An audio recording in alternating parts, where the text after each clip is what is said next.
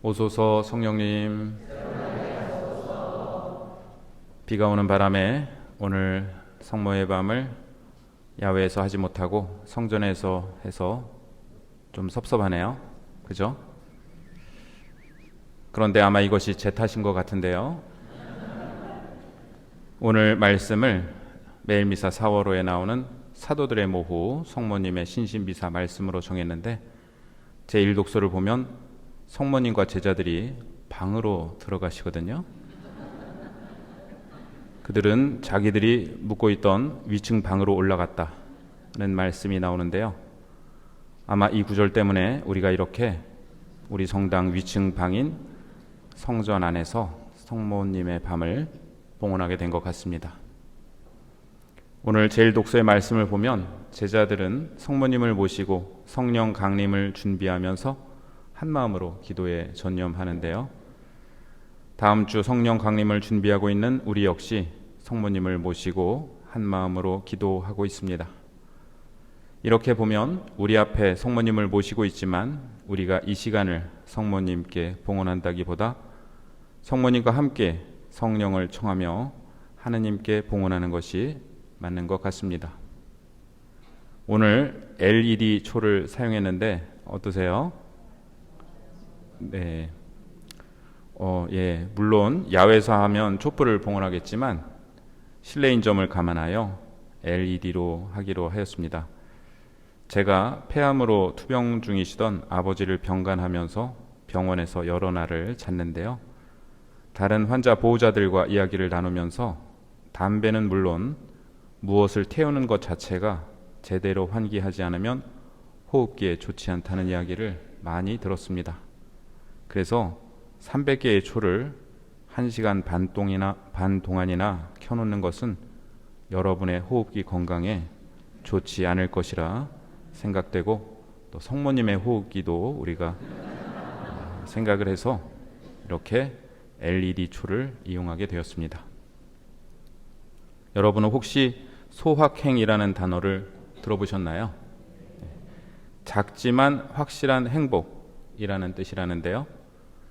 거창한 미래를 위해 지금의 행복을 미루기보다 지금 이 순간 내가 누릴 수 있는 확실한 기쁨을 소중히 여기는 것이 소확행이라고 합니다. 이 표현을 쓴 일본의 어느 수필가는 갓 구운 따끈한 빵을 손으로 찢어 먹을 때 서랍 안에 정돈된 속옷이 가득 쌓여 있는 것을 볼 때 그것이 자신의 소확행이라고 말했다고 하네요.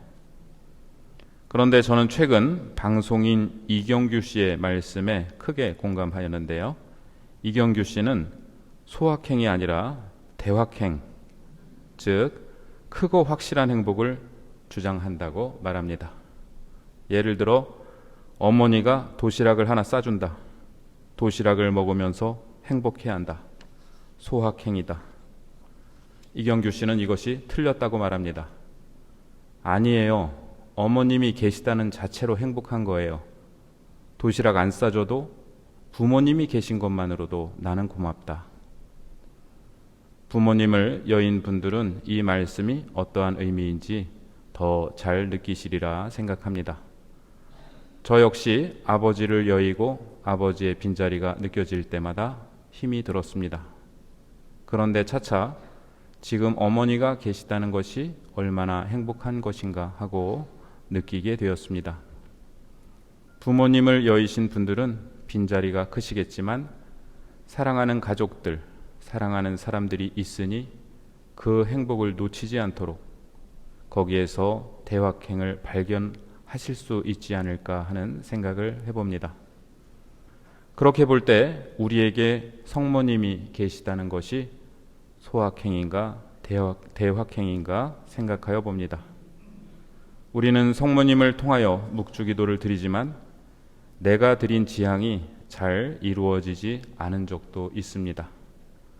기도의 지향을 들어주시는 것을 어머니가 도시락을 싸주는 것에 비유할 수 있을 것입니다. 그러나 그보다 더 중요한 것은 우리에게 어머니가, 즉 성모님이 계시다는 것입니다. 학교에 다녀온 아이가 엄마한테 학교에서 있었던 일을 시시콜콜이 얘기하듯 우리는 성모님께 우리의 일상사를 얘기하기도 하고 말을 갓 배운 어린 아기가 엄마, 엄마 하고 반복하듯 우리는 묵주기도를 반복하며 계속해서 어머니이신 성모님의 이름을 부릅니다. 성모님은 우리가 일상에서 겪는 사소한 어려움을 지나치지 않으시고 눈여겨보시며 어려움을 함께하여 주십니다. 다른 사람은 알아차리지 못해도 어머니만 알 수 있는 그러한 일상의 크고 작은 어려움을 성모님은 잘 알고 계십니다. 오늘 복음에 나오는 카나의 혼인잔치 이야기도 그러합니다. 혼인잔치에 포도주가 떨어졌습니다. 어느 혼주가 일부러 술을 부족하게 준비하겠습니까? 그들은 최선을 다해 준비했지만 술이 떨어지고 말았습니다. 신랑 신부는 가난한 사람들이었던 것입니다.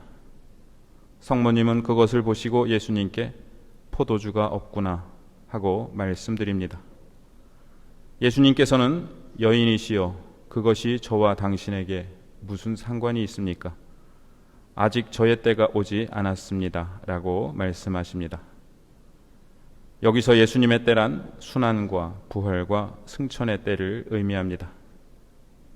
예수님은 성모님을 여인이라 부르시는데 여인이라는 칭호는 창세기에 나오는 여인, 즉 하와를 대체할 새로운 여인, 모든 인류의 어머니가 되실 성모님의 지위를 암시합니다. 예수님께서 성모님을 여인이라 부르신 것은 요한복음에 2차례 나오는데 다른 한 번은 십자가 아래에 계신 성모님과 사랑하시던 제자를 보시고 예수님께서 여인이시여 이 사람이 당신의 아들입니다 라고 말씀하실 때입니다. 2번 다 성모님은 제자들과 함께 있었습니다. 예수님께서는 성모님께서 모든 인류의 어머니실 뿐 아니라 당신 제자인 우리가 성모님을 어머니로 모셔야 한다는 것을, 그리고 모든 제자 가운데 첫째 가는 제자가 바로 성모님이라는 것을 말씀하십니다. 성모님은 예수님께 강요하지 않으십니다. 네가 기적을 일으켜서 포도주를 좀 만들어라 라고 말씀하시지 않고 포도주가 없구나 라고 말씀하실 뿐입니다. 또한 예수님의 대답을 들으신 후 일꾼들에게 무엇이든지 그가 시키는 대로 하여라 라고 말씀하십니다. 우리는 청원 기도를 드리며 우리에게 필요한 바를 말씀드릴 뿐 아니라 예수님께 구체적으로 어떻게 하시라고 일일이 지시하거나 가르쳐드리거나 설명하려 애쓸 때가 많습니다. 그러나 성모님은 무엇이 부족한지만 말씀드리고 이 몸은 주님의 종입니다. 말씀하신 대로 제게 이루어지기를 빕니다 라고 대답드릴 때처럼 무엇이든지 그가 시키는 대로 하여라 라고 우리에게 가르쳐 주십니다. 아마도 이것이 우리가 간절히 묵주기도를 드린 다음에 성모님께 듣게 되는 대답일 것입니다. 내가 원하는 방식대로 꼭 이루어질 것이다 라는 말씀이 아니라 예수님께 온전히 맡길 때 가장 좋은 방식으로 이루어질 것이니 무엇이든지 그분이 시키는 대로 하여라 하는 말씀 말입니다. 예수님께서는 일꾼들에게 물독에 물을 채우라고 말씀하시고 이제는 그것을 퍼서 과방장에게 날라다 주어라 라고 말씀하십니다. 물은 어느새 포도주로 변해 있었습니다. 이와 같이 결혼잔치는 무사히 끝날 수 있었습니다. 그러나 복음의 의미는 그보다 훨씬 더 깊습니다.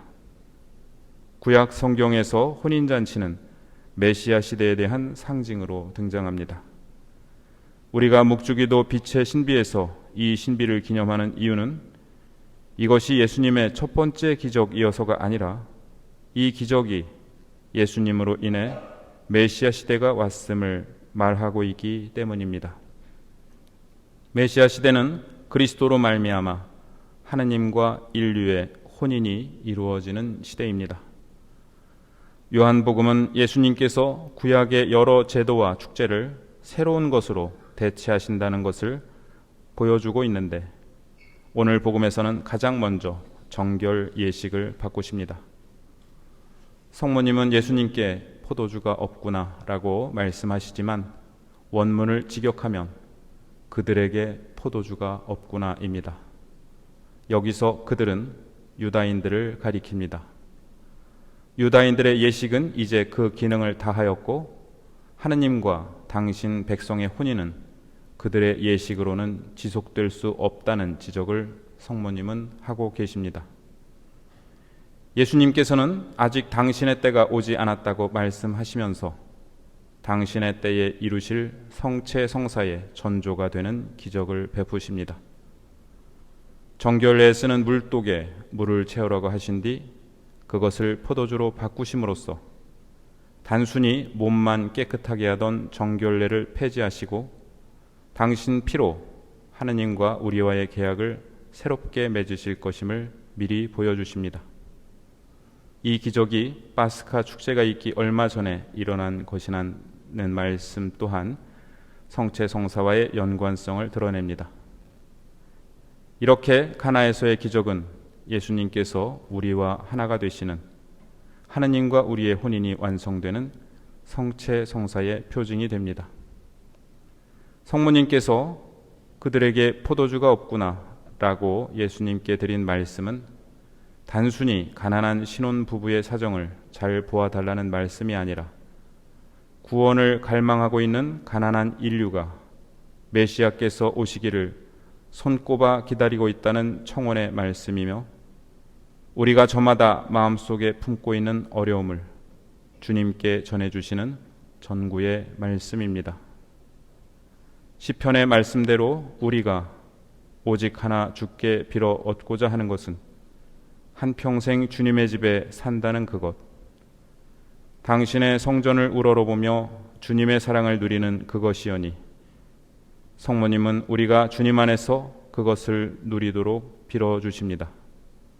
그러기에 우리는 이제와 우리 죽을 때 우리 죄인을 위하여 빌어주소서라고 기도드립니다. 우리는 보라 얼마나 좋고 얼마나 즐거운가, 형제들이 함께 사는 것이 라는 말씀 안에서 올 한 해를 지내고 있습니다. 이 성전에서 형제 자매들과 함께 성모님의 밤을 지내는 것이 얼마나 좋고 얼마나 즐거우며 얼마나 대확행입니까? 사랑하는 가족이 있다는 것이 얼마나 대확행입니까? 성모님께서 계시다는 것이 우리에게 얼마나 크고 확실한 행복입니까? 하느님이 계시다는 것이 우리에게 얼마나 크고 확실한 행복입니까?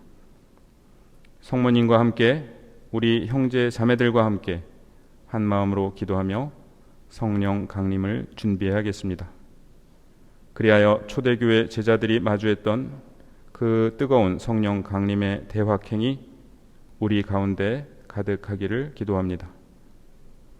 그들은 모두 여러 여자와 예수님의 어머니 마리아와 그분의 형제들과 함께 한 마음으로 기도에 전념하였다.